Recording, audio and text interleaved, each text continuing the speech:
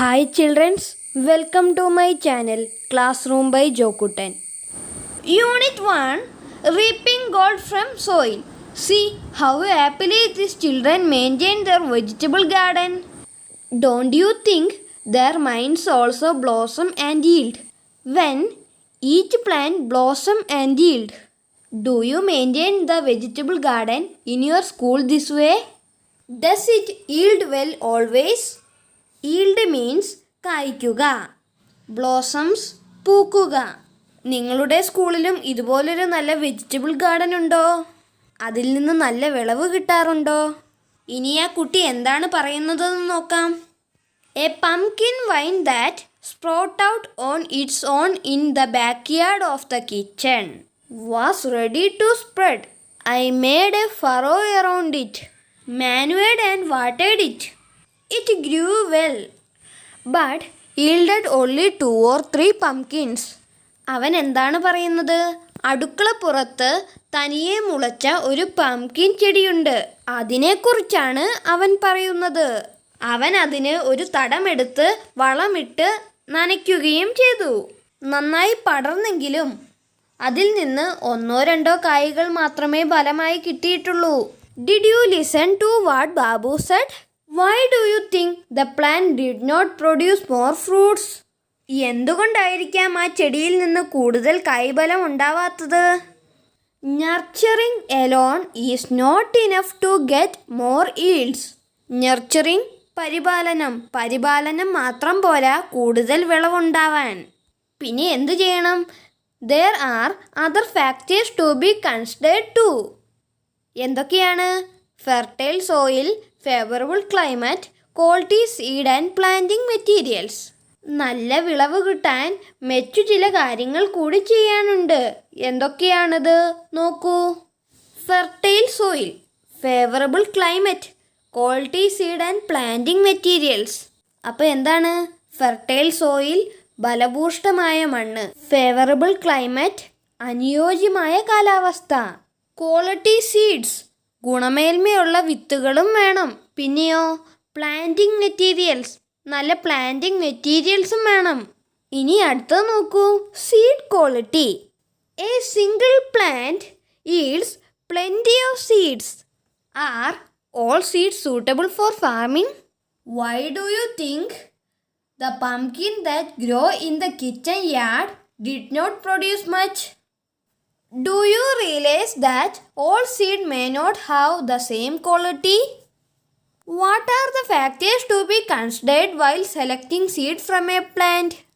ഒരു സസ്യത്തിൽ നിന്ന് ധാരാളം വിത്തുകൾ ലഭിക്കാറുണ്ട്. എല്ലാം കൃഷിക്ക് അനുയോജ്യമായതാണോ? അടുക്കള മുറ്റത്ത് തനിയെ മുളച്ചു വന്ന മത്തൻ വേണ്ടത്ര കായ്ക്കാത്തത് എന്തുകൊണ്ടായിരിക്കും? എല്ലാ വിത്തും ഒരുപോലെ ഗുണമുള്ളതായിരിക്കണമെന്നുണ്ടോ? ഇല്ലല്ലേ. What are the factors to be considered while selecting seed from a plant? Observe this pictures, note the difference. ഇവിടെ തന്നിരിക്കുന്ന 2 പടങ്ങളും നിങ്ങളൊന്ന് നോക്കൂ. എന്താണ് അത് തമ്മിലുള്ള വ്യത്യാസം? One has more yields and the other one is diseased plant. ഒരെണ്ണം നോക്കിയാൽ നല്ല കായ്ഫലത്തോടെ നല്ല പുഷ്ടിമയോടെ നിൽക്കുന്നു. മറ്റൊന്ന് നോക്കിയാൽ അസുഖം ബാധിച്ച് വലിയ പുഷ്ടിമയൊന്നുമില്ലാണ്ട് നിൽക്കുന്നു. Which has more yields? ഏറ്റവും കൂടുതൽ കായ്ഫലമുള്ളത് ഏതിലാണ്? നമുക്കറിയാം, ഏറ്റവും പുഷ്ടിമയോടെ നിൽക്കുന്ന ആദ്യത്തെ പടത്തിലുള്ളതാണ് കൂടുതൽ കായ്ഫലം തരുന്നത്. Can seed be collected from a diseased plant? രോഗബാധയുള്ള ഒരു ചെടിയിൽ നിന്ന് വിത്തെടുക്കാൻ പറ്റുമോ? നോ, ഇല്ലല്ലേ. Have you noticed the fruits are formed in a plant at a different stage of its life? Which stage is suitable for collecting seeds? The first formed, mid formed, or those formed at the end of its growing stage? Which stage is suitable for collecting seeds? ഒരു ചെടിക്ക് വളർച്ചയുടെ 3 ഘട്ടങ്ങളാണുള്ളത്. ആദ്യത്തെ ഘട്ടം എന്ന് പറയുന്നത് ചെടി വളർന്നു വന്ന് പൂവിട്ട് കായ്ക്കുന്ന സമയം. ആ ചെടിക്ക് അധികം പ്രായമൊന്നും ഉണ്ടാവില്ല, പക്ഷേ അത് കായ്ക്കാൻ തുടങ്ങിയ സമയമാണ്. ഈ സമയത്താണോ വിത്തെടുക്കാൻ അനുയോജ്യമായ സമയം, അതോ ചെടിയുടെ മധ്യകാല പ്രായത്താണോ വിത്തെടുക്കാൻ അനുയോജ്യം, അല്ലെങ്കിൽ ചെടി നശിക്കാറാവുമ്പോൾ ഉള്ള വിത്താണോ ഏറ്റവും അനുയോജ്യമായിട്ടുള്ളത്? Seed must be collected from fruits that formed in the midspan. മധ്യകാലത്തുണ്ടാവുന്ന പഴങ്ങളിൽ നിന്ന് സീഡ്സ് കളക്ട് ചെയ്യുന്നതാണ് ഏറ്റവും അനുയോജ്യം. Seed must be collected from fruit that formed in the midspan. വിത്ത് ശേഖരിക്കുന്ന പ്ലാന്റിനുണ്ടാവേണ്ട ഗുണങ്ങൾ എന്തൊക്കെയായിരിക്കാം? പ്ലാന്റ് വിത്ത് ഹൈ yields, നന്നായി കായ്ക്കുന്നവയായിരിക്കണം. ഡിസീസ് ഫ്രീ പ്ലാന്റ്സ്, രോഗം ഇല്ലാത്തവയായിരിക്കണം. പിന്നെയോ seed must been collected from fruit that formed in the midspan. Fruits form in the midspan. ഒരു പ്ലാന്റിൽ നിന്ന് ഒരു സീഡ് എടുക്കുമ്പോൾ എന്തൊക്കെ കാര്യങ്ങളാണ് ശ്രദ്ധിക്കേണ്ടത്? പ്ലാന്റ് വിത്ത് ഹൈ yields, നല്ല വിളവ് ലഭിക്കുന്ന പ്ലാന്റിൽ നിന്ന് വേണം നമ്മൾ സീഡ് കളക്ട് ചെയ്യാൻ. പിന്നെയോ ഡിസീസ് ഫ്രീ പ്ലാന്റ്, രോഗമൊന്നുമില്ലാത്തവയായിരിക്കണം. ഇനി ഒരെണ്ണം കൂടിയുണ്ട്. Seed must been collected from fruit that formed in the midspan. മധ്യകാലത്തുണ്ടാവുന്ന ഫലങ്ങളിൽ നിന്ന് വിത്ത് ശേഖരിക്കുന്നതാണ് ഏറ്റവും അനുയോജ്യം. Sowing and sprouting. സോയിങ്, വിത്ത് പാകുന്നതിനെയാണ് സോയിങ് എന്ന് പറയുന്നത്. സ്പ്രൗട്ടിങ്, വിത്ത് പാകുന്നതിനെയാണ് സ്പ്രൗട്ടിംഗ് എന്ന് പറയുന്നത്. പാകി മുളപ്പിക്കൽ, sowing and sprouting. It is easy to select good quality seed from plants like ladies finger and pea. വെണ്ടയുടെയും പയറിൻ്റെയും വിത്തുകൾ ഗുണമേന്മയുള്ളത് തിരഞ്ഞെടുക്കാൻ എളുപ്പമാണ്. How will you select quality seed from plant that have smaller seeds? We have to sow it. After sowing, it will sprout out. Then we can transplant good seedlings. In the case of good quality seedlings are transplanted after sowing and sprouting. Can you find more examples for seedlings that are transplanted and seedlings that are not? Classify them and write down in the science diary. തൈകൾ പറിച്ചു നടുന്നവയെയും അല്ലാത്തവയെയും പട്ടികപ്പെടുത്തി എഴുതുക. Seedlings transplanted. തൈകൾ പറിച്ചു നടുന്നത് ഏതൊക്കെയാണ്? എല്ലാവരും ഒന്ന് നോക്കിക്കേ. ഗ്രീൻ ചില്ലി, പാടി, brinjal, spinach, tomato etcetera are seedlings transplanted. നിങ്ങൾക്ക് ഇനിയും ഉദാഹരണങ്ങൾ കണ്ടുപിടിക്കാം. What about other group? Not transplanted. അത് ഏതൊക്കെയാണെന്നൊന്ന് നോക്കൂ. Ladies finger, pea, bitter ground, cucumber, pumpkin, അതൊക്കെയാണ് നോട്ട് ട്രാൻസ്പ്ലാന്റഡ് ആയിട്ടുള്ളത്. ഇനി അടുത്തത് നോക്കൂ. Stem cutting. Aren't you familiar with plants that germinate from seed and those that sprout from other parts? വിത്ത് മുളച്ചുണ്ടാവുന്ന സസ്യങ്ങളും മറ്റു ഭാഗങ്ങൾ മുളച്ചുണ്ടാവുന്ന സസ്യങ്ങളും കൂട്ടുകാർ നേരത്തെ പഠിച്ചുവല്ലോ. The formation of seedlings from seeds is by sexual reproduction. The formation of new plantlets from parts like root, stem, leaf is called vegetative propagation. With മുളച്ചുണ്ടാവുന്നത് sexual reproduction വഴിയും വേരിൽ നിന്നോ സ്റ്റെമ്പിൽ നിന്നോ ലീഫിൽ നിന്നോ ഉണ്ടാവുന്ന പ്ലാന്റ്ലെറ്റ്സിനെ പറയുന്നത് വെജിറ്റേറ്റീവ് പ്രൊപ്പഗേഷൻ എന്നുമാണ്. The formation of new plantlets from parts like root, stem, leaf is called vegetative propagation. Tapioca and sweet potato are cultivated by planting stem cutting. Find out more examples for plants formed through sexual reproduction and vegetative propagation. കപ്പയുടെയും മധുരക്കിഴങ്ങിൻ്റെയും തണ്ട് മുറിച്ചു നട്ടാൽ പുതിയ കിഴങ്ങുണ്ടാവും. ആ ഇനം ഏത് ഗണത്തിലാണ് പെടുക? Vegetative പ്രൊപ്പഗേഷനിലാണ് പെടുക. വേരിൽ നിന്നും തണ്ടിൽ നിന്നും ഇലയിൽ നിന്നും പുതിയ ചെടി ഉണ്ടാവുന്നതിനെയാണ് വെജിറ്റേറ്റീവ് പ്രൊപ്പഗേഷൻ എന്ന് പറയുന്നത്. അപ്പോൾ സെക്ഷൽ റീപ്രൊഡക്ഷനോ? വിത്ത് മുളച്ചുണ്ടാവുന്നത് സെക്ഷൽ റീപ്രൊഡക്ഷനാണ്. ഇനി നമുക്ക് പ്ലാന്റ്സിനെ തരം തിരിച്ചെഴുതിയാലോ? ഏതാണ് ആദ്യമുള്ളത്? Sexual reproduction. പിന്നെയോ vegetative propagation.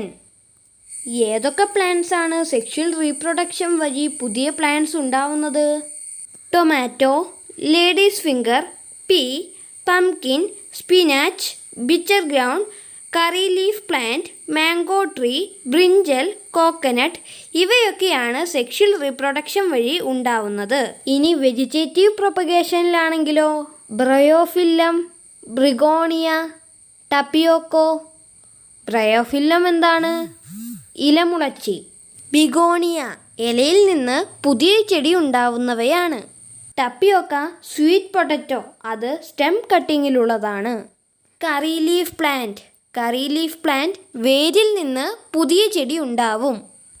Bread fruits, കടപ്ലാവ്, rose, grape vine, ivy gourd ഇവയുടെ എല്ലാം പുതിയ ചെടി ഉണ്ടാവുന്നത് വെജിറ്റേറ്റീവ് പ്രൊപ്പഗേഷനിലൂടെയാണ്. In the case of some plants we can cultivate through both the methods. For example, curry leaf plant. Saplings germinated from seed and from its roots also.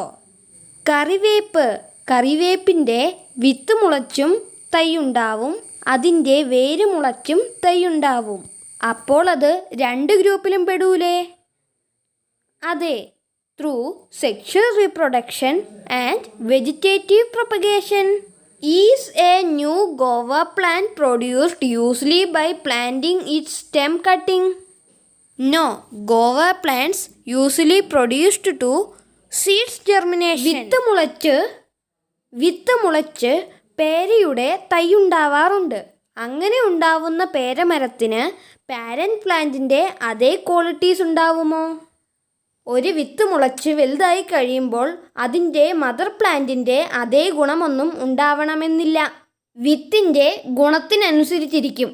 പിന്നെയോ മണ്ണിൻ്റെ ഫലഭൂഷ്ഠതയനുസരിച്ചും മാറാം. അങ്ങനെയെങ്കിൽ മദർ പ്ലാന്റിൻ്റെ അതേ ഗുണങ്ങളുള്ള തൈ നമുക്ക് എങ്ങനെ ലഭിക്കും? What is the method to produce a new plant with all the qualities of parent plant? Have you heard about layering? What is layering? The development of a fruit on a stem while the stem still attached to the parent plant is called layering. എന്താണ് layering? Parent പ്ലാന്റിലുള്ള ഒരു സ്റ്റെമ്പിൽ വേരുകൾ മുളപ്പിക്കുന്ന രീതിയാണ് layering. അത് നമുക്ക് എങ്ങനെയാണെന്ന് നോക്കിയാലോ? Select a branch of the plant from which saplings is to be produced. The branch must be in pencil thick. The branch from the main stem are better. Peel off 1 cm of bark from the stem in a circular shape. Layering ചെയ്യുവാനായി parent പ്ലാന്റിൽ നിന്ന് pencil വണ്ണമുള്ള ഒരു stem തിരഞ്ഞെടുക്കുക. അത് main സ്റ്റെമ്പിൽ നിന്നുള്ള branch ആയിരിക്കണം. Peel off 1 cm of bark from the stem in a circular shape. എന്നിട്ട് എന്താണ് ചെയ്യേണ്ടത്? 1 സെൻറ്റിമീറ്റർ നീളത്തിൽ സർക്കുലർ ഷേപ്പിൽ അതിൻ്റെ തൊലി ചെത്തി മാറ്റുക. Cover the peel off part with a slightly moistened mixer of coconut fibre, soil and sawdust. Cover it with a polythene sheet. Tie both ends with jute tying. Wet it with enough water to retain moisture. തൊലി കളഞ്ഞ ഭാഗത്ത് ചകിരിച്ചോറും മണ്ണും ചാണകപ്പൊടിയും ഉള്ള മിശ്രിതം വെച്ച് polythene sheet ഉപയോഗിച്ച് cover ചെയ്തതിനു ശേഷം രണ്ടറ്റവും ചാക്കുനൂല് ഉപയോഗിച്ച് കെട്ടുക. ഈർപ്പം നിലനിർത്താനാവും വിധം വെള്ളം കൊണ്ട് സ്പ്രേ ചെയ്യണം. Numerous roots will sprout out within 2 months. Cut the branch and plant it in a pot till it is ready to be transplanted in the soil. 2 മാസം കഴിയുമ്പോൾ അതിൽ ചെറിയ ചെറിയ വേരുകൾ ഉണ്ടാവും.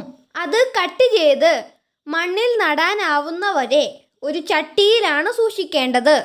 And this method is known as air layering. Layering is effectively in plants like jasmine, rose, hibiscus, cashew and sapota. Layering is also done on branches that grow close to the soil by bending the middle of the branch into the soil. ഇത് വേറൊരു രീതിയിലുള്ള layering ആണ്.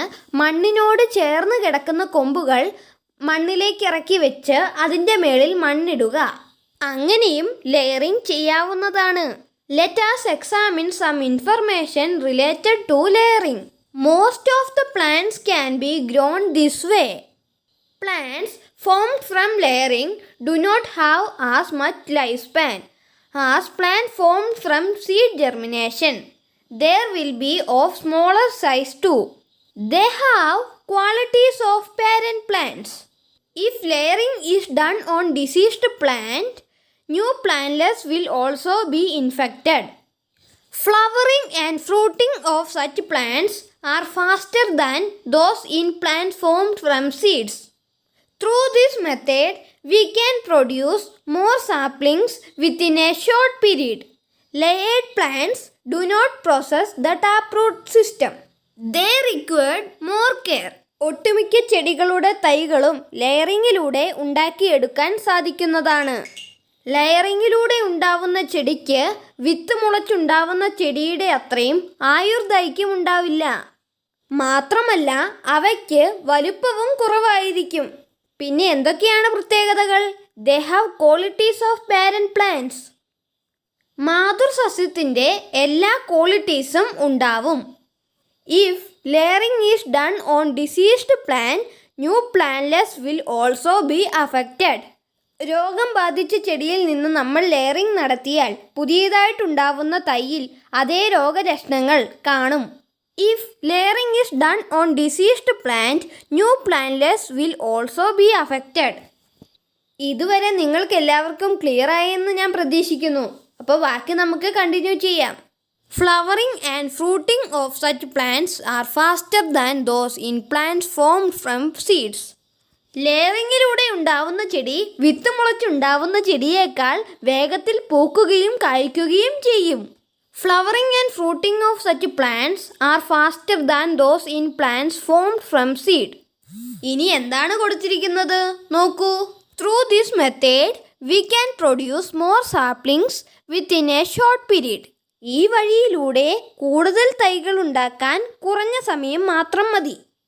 Layered plants do not possess the taproot system. They require more care. Layered പ്ലാന്റിൽ taproot system ഉണ്ടാവില്ല. പിന്നെ അതിൽ എന്താണ് ഉണ്ടാവുക? ഫൈബ്രസ് റൂട്ട് മാത്രമേ അതിലുണ്ടാവൂ. പിന്നെയോ അതിന് കൂടുതൽ പരിചരണം ആവശ്യമാണ്. അപ്പോൾ എല്ലാവർക്കും മനസ്സിലായല്ലോ അല്ലേ? With the help of the information given above, write down in your science diary the merits and demerits of plantlets produced through layering. എന്താണ് പറഞ്ഞിരിക്കുന്നത്? Write down the merits and demerits of layering. Layering കൊണ്ടുള്ള മേന്മയും പരിമിതിയും എന്തൊക്കെയാണ് എന്ന് എഴുതുക. അപ്പോൾ എന്തൊക്കെയാണ് ഇതിൻ്റെ ഗുണങ്ങൾ? Have the qualities of the parent plant. മാതൃസസ്യത്തിൻ്റെ എല്ലാ ഗുണങ്ങളും ഉണ്ടാവും. Fast flowering and fruiting. വേഗത്തിൽ പൂക്കളും കായ്കളും ഉണ്ടാവും. പിന്നെയോ more saplings can be produced. ഒത്തിരി തൈകൾ ലെയറിംഗ് വഴി ഉണ്ടാക്കാൻ സാധിക്കുന്നു. ഇനി നമുക്ക് ഡീമെറിറ്റ്സ് എന്തൊക്കെയാണെന്ന് നോക്കാം. Do not process taproot system. അതിന് തായ്വേരുണ്ടാവില്ല. Require more care. കൂടുതൽ പരിചരണം ആവശ്യമാണ്. Don't have much life span. അതിന് ഒത്തിരി ആയുസ് ഉണ്ടാവില്ല.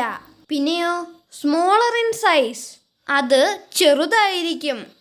എല്ലാവർക്കും ക്ലാസ് ഇഷ്ടപ്പെട്ടു എന്ന് പ്രതീക്ഷിക്കുന്നു. മനസ്സിലാവുകയും ചെയ്തുവല്ലോ അല്ലേ? ക്ലാസ് ഇഷ്ടപ്പെട്ടെങ്കിൽ ലൈക്ക് ചെയ്യാനും ഷെയർ ചെയ്യാനും സബ്സ്ക്രൈബ് ചെയ്യാനും മറക്കല്ലേ. അപ്പോൾ ഇതിൻ്റെ പാർട്ട് 2 കാണും വരെ എല്ലാവർക്കും താങ്ക് യു.